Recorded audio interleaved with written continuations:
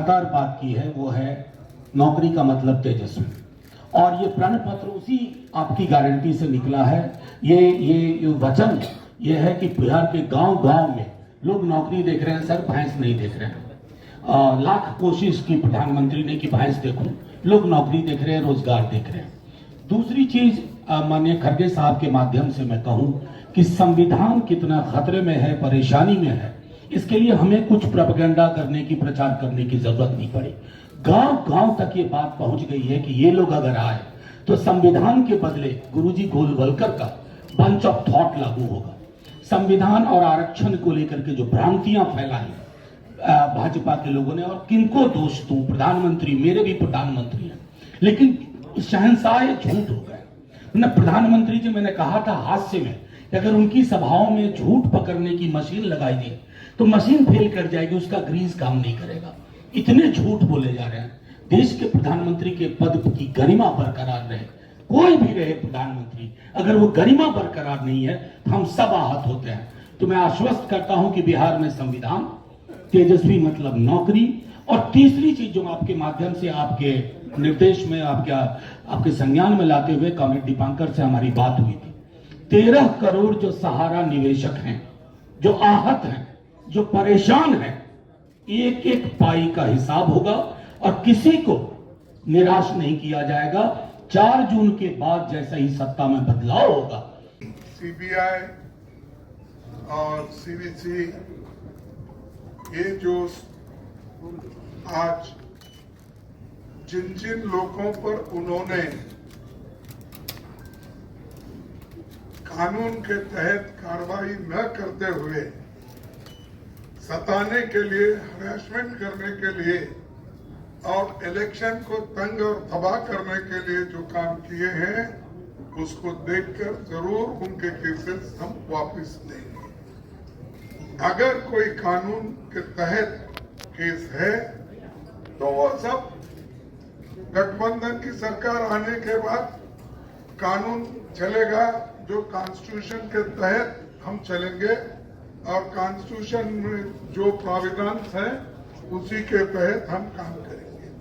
Second, तो गठबंधन की सरकार बनने के बाद कौन बनेंगे प्राइम मिनिस्टर, ये आपका सवाल है। ये यही सवाल है कि कौन बनेगा करोड़पति बनेगा। तो मैं आपसे यही कहूंगा कि हमारे गठबंधन के नेता लोग जो भी है, उन्होंने सब मिलके जो निर्णय लेंगे वो प्रधानमंत्री, इस देश का प्रधानमंत्री बनेगा। पत्रकार मित्रों, आप सबको नमस्कार।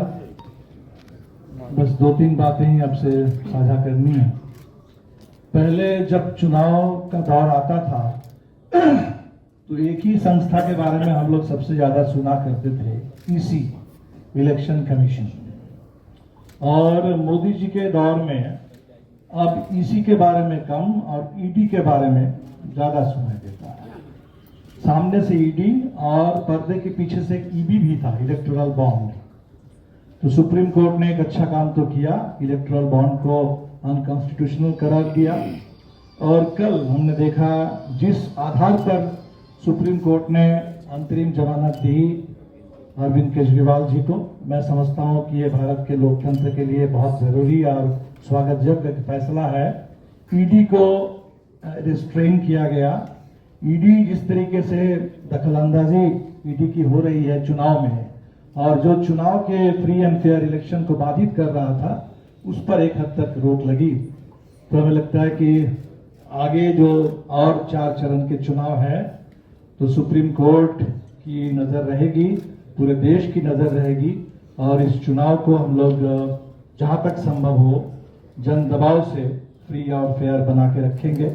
हमें बहुत अफसोस है, कल इंडिया गठबंधन की ओर से एक डेलीगेशन ने ईसी को मिला था और हम लोगों के जो 2 मुख्य शिकायतें थी, एक तो चुनाव के डेटा को लेकर के अभी तक चुनाव आयोग की ओर से कोई स्पष्टीकरण ढंग का नहीं मिला, और दूसरा जो 16 मार्च को राजीव कुमार जी ने चुनाव के शेड्यूल घोषणा करते समय जो उन्होंने वादा किया था कि मॉडल कोड ऑफ कंडक्ट उसको लागू किया जाएगा, किसी तरह के हेट स्पीच पर रोक लगाई जाएगी, चाहे जितने बड़े नेता हों उन पर कार्रवाई करने में ईसी पीछे नहीं रहेगा। और अफसोस, बहुत शर्म की बात है कि सबसे ज्यादा हेट स्पीच इस चुनाव में, और वो भी प्रधानमंत्री के द्वारा चल रहा है, लेकिन ईसी की कोई कार्रवाई हम लोग नहीं देख रहे हैं। हमने ईसी से अपील की थी कि आप कार्रवाई करें, तो ईसी ने एक पोस्टमास्टर की भूमिका निभाई, हमारी चिट्ठियों को नड्डा साहब को फॉरवर्ड कर दिया कि ये शिकायत मिली है, लेकिन ईसी ने कोई कार्रवाई नहीं की। मोदी जी लगातार, खासकर पहले चरण के बाद से ही, हर मुद्दे पर हिंदू मुस्लिम कर रहे हैं। पूरे रिजर्वेशन की बहस को उसमें भी उन्होंने हिंदू मुस्लिम घुसाया।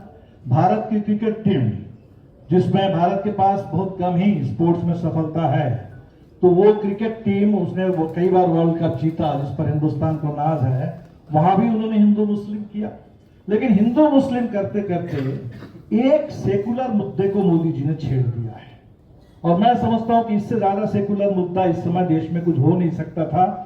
जो मोदी जी ने कहा कि अदानी और अंबानी टेम्पो में भर भर करके काला धन पहुंचा रहे हैं, तो बाकी तो झूठ बोलते हैं, नफरत फैलाते हैं। इसको मैं मानता हूं एक कन्फेशनल स्टेटमेंट। एक कन्फेशनल स्टेटमेंट देश के सामने उन्होंने रखा, 3-in-1 कन्फेशन। उस एक वाक्य में एक जो उन्होंने एक इमेजरी प्रस्तुत की, उसमें 3 कन्फेशन है। नंबर 1, जो मोदी जी का दावा था नोटबंदी के साथ साथ कि काला धन समाप्त हो गया, तो उन्होंने माना कि काला धन का बोलबाला जारी है, चुनाव में काला धन चल रहा है। दूसरा, जब अदानी के बारे में हिंडनबर्ग की रिपोर्ट आई और संसद में ज्वाइंट पार्लियामेंट्री कमेटी की डिमांड उठ रही थी, उसको उन्होंने दबाया और ये कहा कि अदानी हिंदुस्तान के गर्व के प्रतीक है, देश के प्राइड का है। अदानी के बारे में जो बोलेंगे वो एंटी नेशनल है। और आज उसी अदानी पर मोदी जी ने आरोप लगा दिया कि अदानी और अंबानी वो यही काम कर रहे हैं कि टेम्पो में भर भर करके नोट पहुंचा दे रहे हैं। और ये भी उन्होंने साफ कर दिया कि इस देश में जो ईडी और सीबीआई और आईटी की जो कार्रवाई होती है, अगर ये बात सही है तो अदानी और अंबानी पर कार्रवाई होनी चाहिए, ईडी का छापा पड़ना चाहिए। लेकिन अगर नहीं पड़ रहा है तो ये भी मोदी जी ने कबूल कर दिया कि ईडी, सीबीआई, आईटी, इसका इस्तेमाल बिल्कुल सिलेक्टिव ढंग से हो रहा है।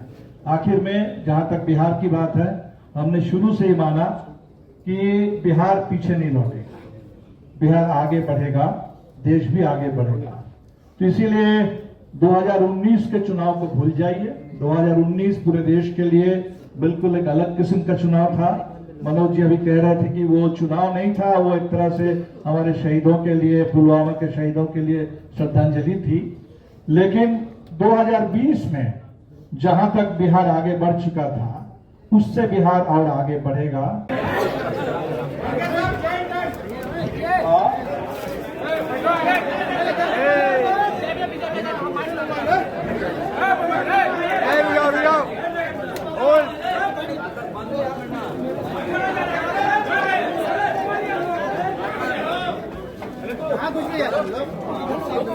Thank you.